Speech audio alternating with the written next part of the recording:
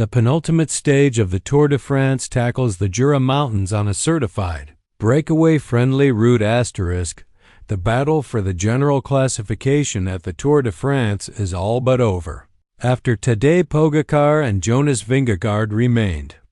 locked together, as they have throughout this final week on stage 19.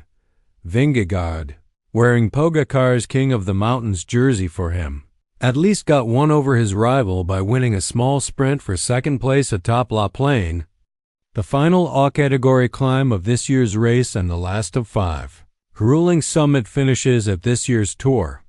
But the Dane evidently did not have the legs to attack and distance his rival on the 19 kilometers climb, with the pair matching each other's moves but failing to reel in Thymen Aransman, the Dutchman who had already sealed one victory on a HC climb.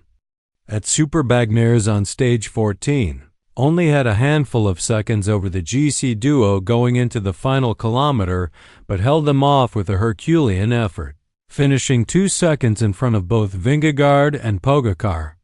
The Dutchman, who had already sealed one victory on a HC climb, at Superbagnares on stage 14, only had a handful of seconds over the GC duo going into the final kilometer, but held them off with a Herculean effort, finishing 2 seconds in front of both Vingegaard and Pogačar. Now, the Pyrenees and the Alps are over,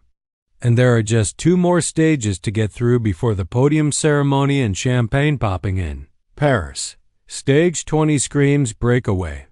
a hilly, punchy route through the Jura mountain range, beginning in Nantua, in the foothills of the Fedlefagin Alps, and taking in 4 classified climbs on the 184 kilometers road to Pontarier.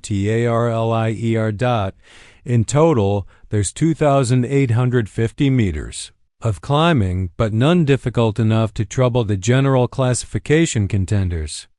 who will likely sit tight in the peloton and be wrapped in cotton wool by their teammates as they're shepherded towards Paris. That means there will be 14 winless teams from this year's race fighting to get in the day's breakaway, setting